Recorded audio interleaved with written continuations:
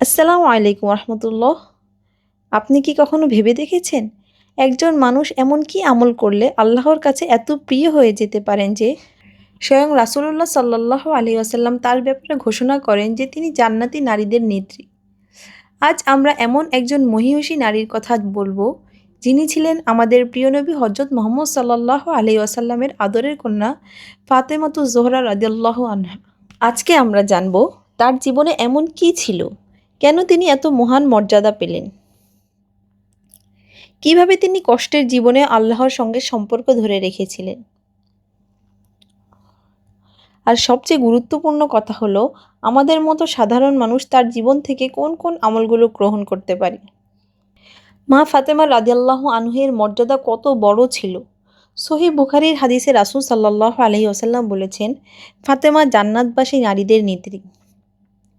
আরেকটি সহিহ হাদিসে রাসূল সাল্লাল্লাহু আলাইহি ওয়াসাল্লাম বলেছেন, ফাতেমা আমার একটি অংশ, যে তাকে কষ্ট দেয় সে আমাকে কষ্ট দেয়।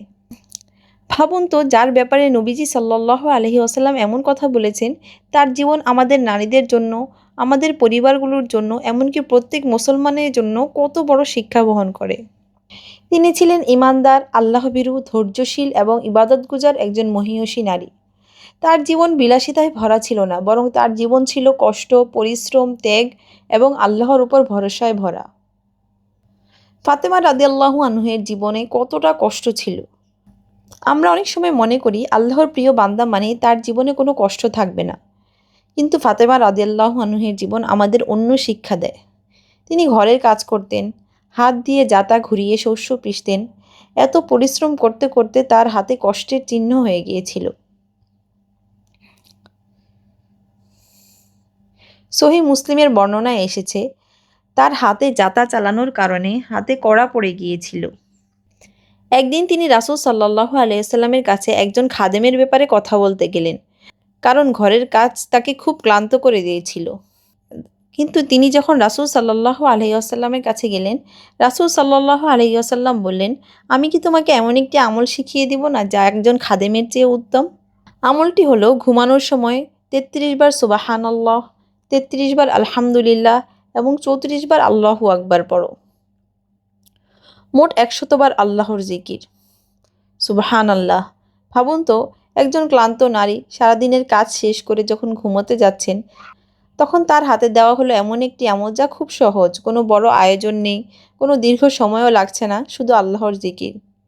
আজকাল আমরা বলি আমাদের সময় নেই, আমরা অনেক ব্যস্ত, সারাদিন কাজ করি, সংসারে অনেক ঝামেলা। কিন্তু একটু চিন্তা করুন, ফাতেমা রাদিয়াল্লাহু আনহার জীবন কি আরামে ভরা ছিল?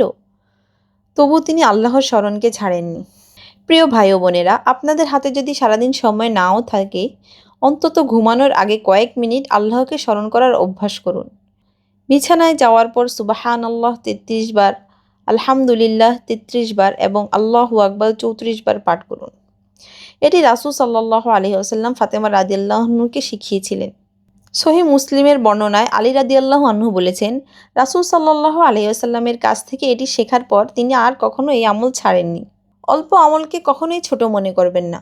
একটি ছোট আমলও যদি ইখলাসের সঙ্গে করা হয়, আল্লাহর কাছে তার মূল্য অনেক বড় হতে পারে।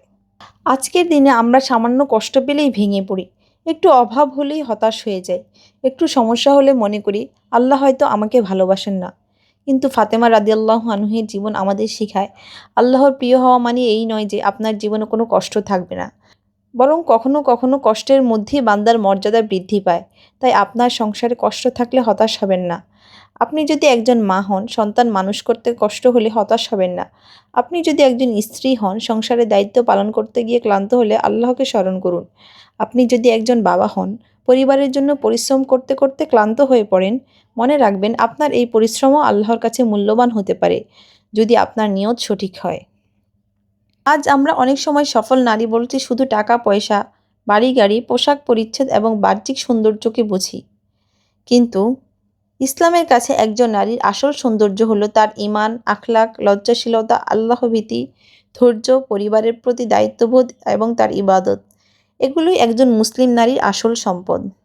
সবশেষে একটি কথাই বলতে চাই, কখনো কখনো একটি ছোট জিকির, একটি আন্তরিক সিজদা, একটু চোখের পানি, একটি গোপন সদকা, একটু ক্ষমা করে দেওয়া, একটি ভালো কথা কিংবা একটি হারাম কাজ ছেড়ে দেওয়া আল্লাহর কাছে অনেক বড় হয়ে যেতে পারে।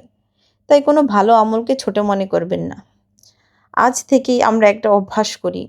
আল্লাহ তাআলা আমাদেরকে মা ফাতেমা রাদিয়াল্লাহু আনহার জীবন থেকে শিক্ষা নেওয়ার তৌফিক দিন। আমাদের অল্প আমলগুলোকে কবুল করুন। আমাদের গুনাহগুলো ক্ষমা করুন। ভিডিওটি ভালো লাগলে শেয়ার করুন এবং আমাদের চ্যানেলটি সাবস্ক্রাইব করুন।